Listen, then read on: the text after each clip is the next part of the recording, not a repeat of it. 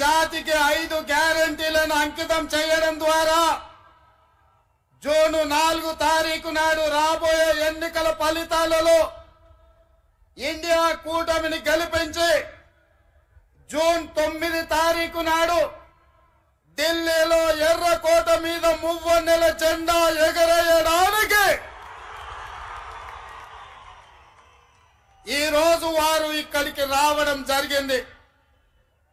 మిత్రులారా, ఉత్తర తెలంగాణ నుంచి గోదావరి నది, దక్షిణ తెలంగాణ నుంచి కృష్ణా నది పోటెత్తి తుక్కుగూడలో సునామీని సృష్టిస్తే ఎట్లా ఉంటుందో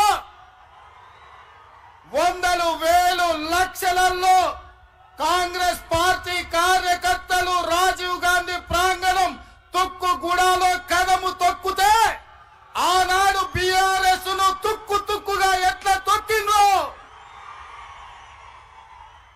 మళ్ళీ ఈ రోజు అదే ఉత్సాహంతో, అదే ఊపుతో, అదే పట్టుదలతో ఈ తుక్కుగూడ నుంచి భారతీయ జనతా పార్టీని తొక్కడానికి కదం తొక్కినందుకు మీకందరికీ మనస్ఫూర్తిగా హృదయపూర్వకంగా నమస్కారాలు తెలియజేస్తున్న మిత్రులారా,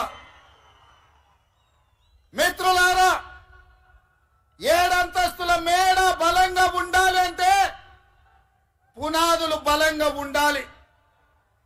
తెలంగాణ రాష్ట్రమే కాదు, దేశ రాజకీయాలలో కాంగ్రెస్ పార్టీ అధికారంలోకి రావాలి అంటే కార్యకర్తల పునాదులు బలంగా ఉండాలి. తండాలలో, గూడాలలో, మారుమూల పల్లెల్లో, పట్టణాలలో మీలాంటి లక్షలాది మంది కార్యకర్తలు కాంగ్రెస్ పార్టీ సైనికులై 100 అంతస్తుల మేడలను నిర్మించాలన్నా మీరు సైనికులుగా నిలబడి కొట్లాడినప్పుడే పార్టీ నిలబడుతుంది.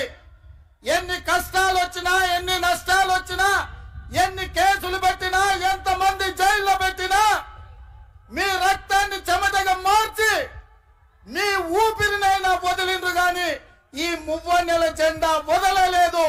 మీ శ్రమతోనే, మీ కష్టంతోనే, మీ త్యాగంతోనే ఈ తెలంగాణ రాష్ట్రంలో ఇందిరమ్మ రాజ్యం ఏర్పడ్డది. ఇందిరమ్మ రాజ్యంలో సోనియమ్మ ఇచ్చిన సంక్షేమాలు 6 గ్యారెంటీలను ఇవాళ మనం అమలు చేస్తున్నాం. సోదరులారా, ఇవాళ మిత్రులారా, ఈ తెలంగాణ స్ఫూర్తితో, ఈ వైబ్రెంట్ తెలంగాణ నినాదంతో జాతీయ స్థాయిలో నరేంద్ర మోడీ గారు ఏదైతే గుజరాత్ మోడల్ అంటుండో గుజరాత్ మోడల్ మీద వైబ్రెంట్ తెలంగాణ ఆధిపత్యాన్ని చూపిస్తుంది, అభివృద్ధి పదం వైపు ఈ దేశాన్ని నడిపిస్తుందని ఈ సందర్భంగా సవినయంగా తెలియజేస్తున్న మిత్రులారా, ఇవాళ ఆలోచన చేయండి.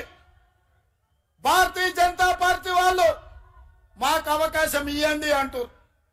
నేను అడుగుతున్న భారతీయ జనతా పార్టీ నాయకులను 10 సంవత్సరాల నుంచి మీ పార్టీ, మీ నాయకుడు నరేంద్ర మోడీ గారి దేశంలో ప్రధానమంత్రిగా ఉన్నాడు. నిరుద్యోగ యువకులకు ప్రతి సంవత్సరం 2 కోట్ల ఉద్యోగాలు ఇస్తా అన్నారు. 10 ఏళ్లలో 20 కోట్ల ఉద్యోగాలు ఇవ్వాలి.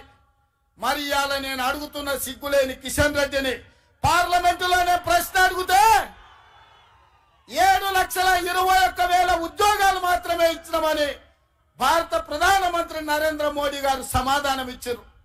20 కోట్ల ఉద్యోగాలు ఇస్తానే 7 లక్షల ఉద్యోగాలు ఇచ్చినందుకు ఇవాళ నరేంద్ర మోడీకి ఓటేయాలనా నేను అడుగుతున్నా.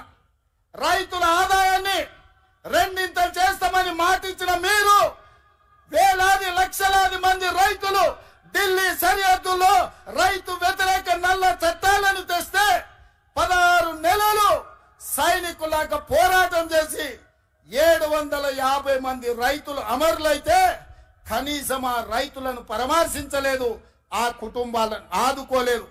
రైతులను చంపినందుకు భారతీయ జనతా పార్టీకి ఇవాళ ఓటేయాలనా నేను అడుగుతున్నా.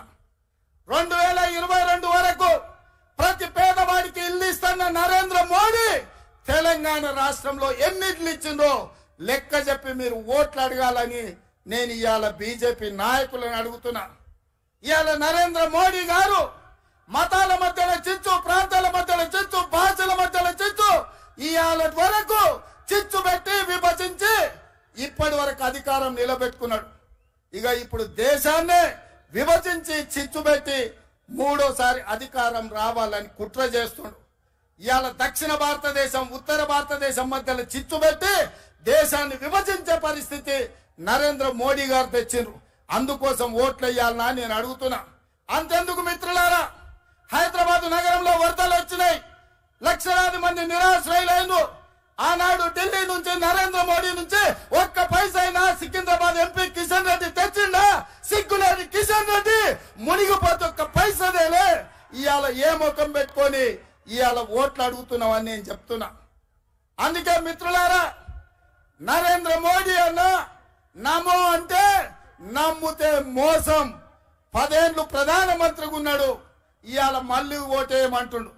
బీజేపీకి ఓటేస్తే ఆయన మన చంద్రమండలానికి రాజు అవుతాడా?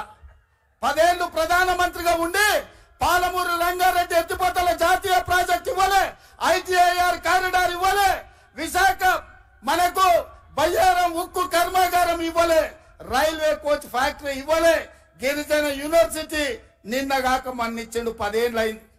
రాష్ట్ర పునర్విభజన చట్టంలో కాంగ్రెస్ పార్టీ ఇచ్చిన హామీలు ఏవి అమలు చేయలే. 7 మండలాలను ఆంధ్రప్రదేశ్ కు తాకట్టు పెట్టిండు. అందుకే మిత్రులారా, నరేంద్ర మోడీ భారతీయ జనతా పార్టీని ఏ విధంగా అయితే బీఆర్ఎస్ ను బొంద పెట్టిండ్రో బీజేపీని కూడా బొంద పెట్టే వరకు మనము నిద్రపోవద్దు. ఇదే పట్టుదలతోని, ఇదే పోరాట స్ఫూర్తితోని బీజేపీని ఓడించాలి. ఇక నిన్నమన్న ఆ మధ్యలన్నీ కుక్కలు మొరిగినాయి. నిన్నమన్న ఒక నక్క బయలుదేరింది, మొన్న సూర్యాపేటకు పోయింది, నిన్న కరీంనగర్ పోయింది. ఆయన అంటుండో నన్ను ఏం బిక్తారు మీరని. మొన్న మాట్లాడింది మీరు చూసుంటారు, కేసీఆర్ గారు మాట్లాడింది, నా ఎంటిక కూడా బీకలేరని మాజీ ముఖ్యమంత్రిగా మాట్లాడిండు. ఇది మాజీ ముఖ్యమంత్రి మాట్లాడే భాషనేనా? భాష గురించి, భావం గురించి, ప్రజా సమస్యల గురించి మాట్లాడే చంద్రశేఖర్ రావు 10 సంవత్సరాలు ఈ తెలంగాణ రాష్ట్రంని పట్టి పీడించి వేధించి దోసుకొని దోపిడి దొంగలాక అడవి పందుల్లాక తెలంగాణ రాష్ట్రాన్ని సర్వనాశనం చేసి 10 సంవత్సరాలలో 100 సంవత్సరాల విధ్వంసం చేసినావు. ఇవాళ మమ్మల్ని ఎంటిక బీకలేరంటావా? మా కాంగ్రెస్ పార్టీ కార్యకర్తలు అనుకుంటే నీ ముడ్డి మీద డ్రాయర్ కూడా ఉండదు పీకడం మొదలు పెడితే. బిడ్డ, నువ్వు అనుకుంటున్నావేమో కాలు ఇరిగిందని, లేకపోతే కట్టబట్టుకొని నడుస్తున్నా అని, కూతురు జైలుకు పోయిందని, అధికారం కోల్పోయిందని. కొంతకాలం మేము సంయమనం పాటించినాం. ఏ మనిషికైనా కష్టం వచ్చినప్పుడు మేము మానవత్వంతో మీ గురించి మాట్లాడకుండా మర్యాద పూర్వకంగా వ్యవహరించినాం. ఇవాళ నువ్వు అనుకుంటున్నావు నువ్వు ఏది పడితే అది మాట్లాడితే చూస్తూ ఊరుకుంటామని. చూస్తూ ఊరుకునేటోడు ఎవరు లేరు. నేను పెద్దలు జానారెడ్డి గారి లాగా కాదు, నేను రేవంత్ రెడ్డిని బిడ్డ.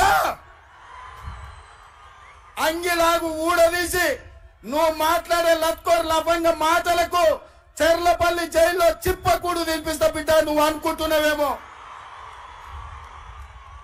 ఆనాడు చెప్పినా ఈనాడు చెప్తున్నా, నువ్వు పేదలకు డబుల్ బెడ్రూమ్ ఇల్లు కట్టియలే, నేను మాత్రం నీకు తప్పకుండా డబుల్ బెడ్రూమ్ ఇల్లు కట్టిస్తా చెర్లపల్లి జైల్లో. ఎందుకంటే కొడుకు కోడలు వస్తే యాడుండాలి, బిడ్డ అల్లుడు వస్తే యాడుండాలి. అందరు కలిసి చెర్లపల్లి జైల్లో ఉండేటట్టు మీకు డబుల్ బెడ్రూమ్ ఇల్లు కట్టించే బాధ్యత మా లక్షలాది మంది కాంగ్రెస్ పార్టీ కార్యకర్తలు తీసుకుంటారని చెప్పి నేను ఈ వేదిక మీద నుంచి చెప్పదలుచుకున్నా. అందుకే మిత్రులారా, మీరు ఆలోచన చేయండి. డిసెంబర్ 7 నాడు మనం అధికారం చేపట్టి డిసెంబర్ 9 నాడు ఆడబిడ్డల ఆర్టీసీలో ఉచిత ప్రయాణం, రాజీవ్ ఆరోగ్యశ్రీ ద్వారా ప్రతి పేదవాడికి 10 లక్షల రూపాయలు ఉచితంగా వైద్యాన్ని అందించే నిర్ణయాలు తీసుకున్నాం. ఇదే కాదు, మా మిత్రుడు పెద్దలు బట్టి విక్రమార్క గారు ఆర్థిక సమస్యలు, రాష్ట్రం సంక్షోభంలో ఉంటే, జీత భత్యాలు ఇవ్వలేని పరిస్థితిలో రాష్ట్రం ఉంటే ప్రభుత్వ ఉద్యోగులకు అదే విధంగా పెన్షన్దారులకు మొదటి తారీఖు నాడు జీతభత్యాలు ఇచ్చి రాష్ట్ర ఆర్థిక పరిస్థితిని గాడిలో పెట్టిండు.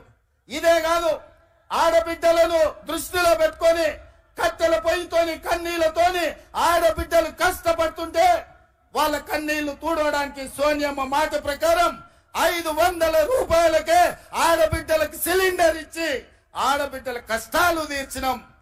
అదే కాదు, పేదవాళ్లకు ఇంటింటికి ఉచితంగా 200 యూనిట్ల పథకాన్ని అమలు చేసి నిరూపించినాం. ఇదే కాదు, ఇవాళ చంద్రశేఖరరావు గారిని నేను అడుగుతున్నా, ఆనాడు పల్లెల్లో తండాలలో గూడాలలో ఇందిరమ్మ ఇండ్లు